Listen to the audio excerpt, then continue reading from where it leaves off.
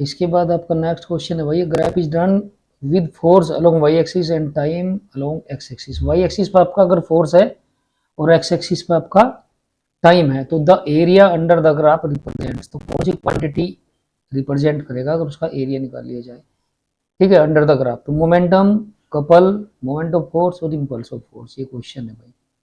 ठीक, देखिए आप खुद ही पता निकाल सकते हैं इसको।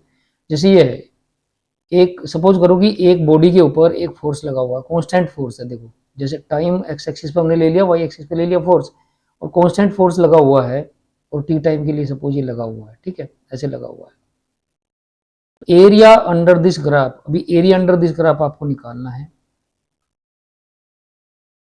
देखो क्या रिप्रेजेंट करेगा इस ग्राफ के, अगर एरिया अंडर दिस ग्राफ मतलब ये एरिया आपको निकालना है, एक्स एक्सिस के और ग्राफ के नीचे का एरिया। सपोज करो इसको, यहाँ से मैं एक लाइन इस तरह से ड्रा कर लूँ, तो ये आपको एरिया निकालना है भाई।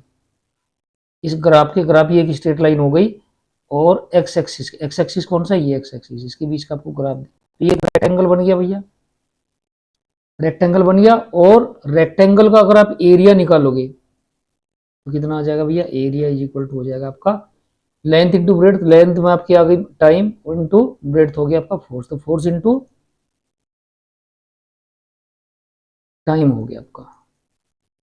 और फोर्स इंटू टाइम आपको अच्छी तरह पता है, जब किसी बॉडी के ऊपर कोई फोर्स लगता है टी टाइम के लिए, तो एफ इंटू टी, उसको बोलते हैं आप impulse of the force, according to the definition of impulse of force, impulse बोलते हैं। तो इम्पल्स ऑफ फोर्स इसका सही आंसर है भाई। किसी भी तरह का ग्राफ हो, चाहे अगर आप फोर्स और टाइम के बीच में ग्राफ निकाल रहे हो, उसका एरिया निकालते हो, तो आपका इम्पल्स ही आएगा, ठीक है।